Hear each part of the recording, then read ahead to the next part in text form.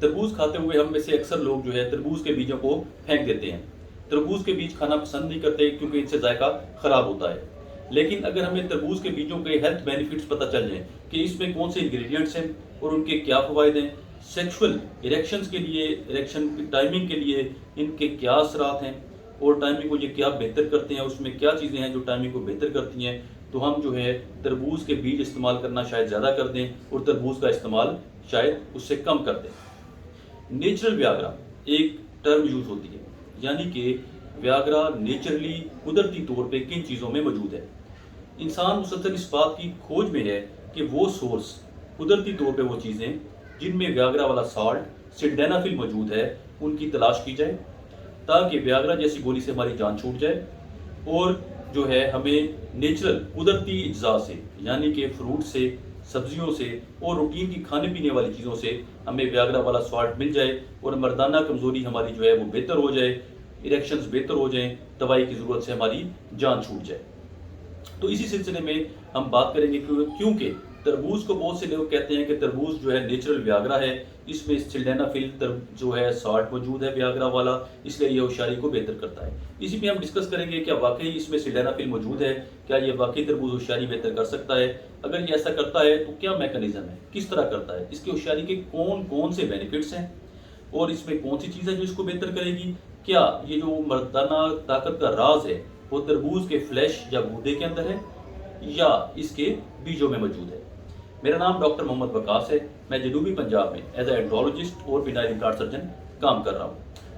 پہلے بھی مردانہ کمزوری کے ٹاپک میں کافی ساری ویڈیوز بنا چکا ہوں کیونکہ سیکسولوجسٹ ہوں، اینڈرولوجسٹ ہوں، میرا یہ فیلڈ ہے. اس میں جو لیٹسٹ ریسرچ ہے، جو لیٹسٹ چیزیں جو ہے دنیا میں ٹریٹمنٹ موڈیلٹیز ہیں، شاک ویو، فینائل امپلانٹ، ان ساروں پہ میں بات کرتا رہتا ہوں. اس کے ساتھ میری کوشش ہوتی ہے قدرتی طریقہ کار جن سے ہوشیاری بہتر ہو، جیسے کہ کیا ڈائٹ استعمال کی جائے، اسموکنگ کو چھوڑ دیا جائے، ورزش کی جائے، کیا کھانے میں کیا استعمال کی جائے، ان پہ بھی میں بات کرتا رہوں تاکہ میرے مریضوں کو اور ویسے بھی عام لوگوں کو بھی پتہ چلتا رہے کہ کون سی چیزیں جو ہیں وہ مردانہ کمزوری کے مریضوں کے لیے مفید ہیں، اور اگر کوئی شخص بغیر دوائی کے قدرتی طور پہ اپنا علاج چاہتا ہے تو اسے کون سی چیزیں استعمال کرنی چاہیے. اسی سلسلے میں آج ہم نے واٹر میلن یا تربوز کی افادیت پہ بات کر رہے ہیں. تو پہلے تو ہم ڈسکس کر لیتے ہیں کہ تربوز کے سیکشول بینیفٹس کون کون سے ہیں. بالکل اس بات میں کوئی شک نہیں ہے، تربوز جو ہے وہ مردوں میں بلکہ عورتوں میں بھی جو سیکشول بینیفٹس جو ہیں اس کے بہت زیادہ ہیں.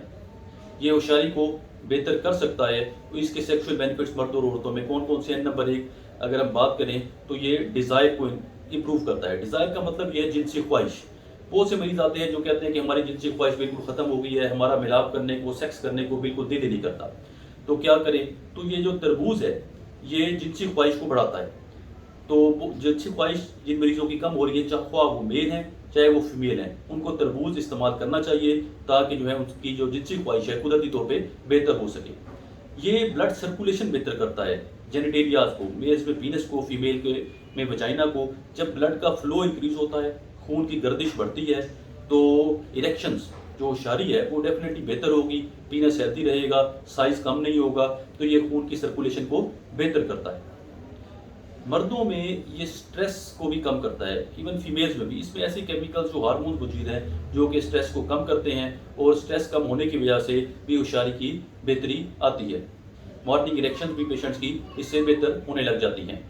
اس کے علاوہ اگر ہم بات کریں تو بہت سے مریض آتے ہیں کہتے ہیں جی ہمیں آرگیزم اچھا نہیں ہوتا. آرگیزم کا مطلب ہے ڈسچارج کا مزہ نہیں آتا، ڈسچارج کا پتہ نہیں چلتا ڈسچارج ہو گیا ہے، بالکل تھوڑا سا ڈسچارج ہوتا ہے، ڈسچارج میں پاور نہیں ہوتی، اور جو ہمارا سیمن ہے وہ وہی ساتھ ہی گر جاتا ہے، دور نہیں جاتا، مسلز ویک ہو جاتے ہیں.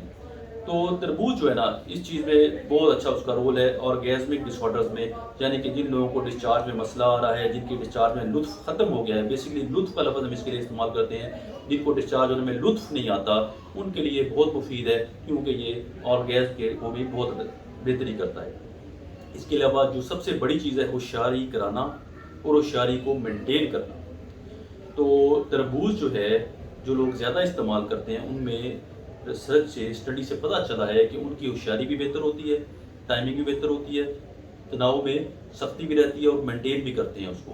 تو یہ ڈیزائر بھی بہتر کرتا ہے تربوز، خواہش، جنسی خواہش بھی بہتر کرتا ہے، دل کرتا ہے ملاپ کرنے کو، سیکس کرنے کو.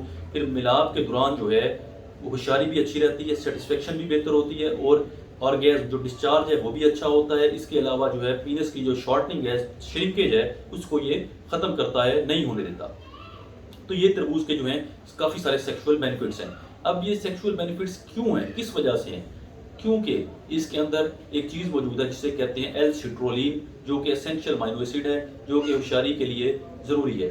اس میں ویاگرا والا سالٹ بالکل نہیں ہے، سلڈینافل نہیں ہے، یہ ویاگرا کی نیم البدل نہیں ہے، ویاگرا کی طرح یہ کام نہیں کرتا، بلکہ اس میں ایک الگ سالٹ ہے، اس کا میکانزم الگ ہے، مختلف طریقے سے۔ سٹرولین جو ہے وہ نائٹرک آکسائڈ میں کنورٹ ہوتا ہے۔ نائٹرک آکسائڈ وہ چیز ہے جو دماغ سے آتی ہے اور خون کی رگوں سے بھی ریلیز ہوتی ہے وینس کے اندر۔ یہ سٹارٹ کرتی ہے اریکشن کے پروسیس کو، اور اریکشن کو ہوشیاری کا پروسیس جو ہے یہ نائٹرک آکسائڈ اگر ہوگی تو شروع ہوگا، ورنہ نہیں ہوگا۔ اور پھر جب ہوشیاری آ گئی تو یہ نائٹرک آکسائڈ موجود ہوگی تو یہ مینٹین ہوگا، ہوشیاری کھڑی رہے گی، اگر ختم ہوگی نائٹرک آکسائڈ تو یہ ختم ہو جائے گا۔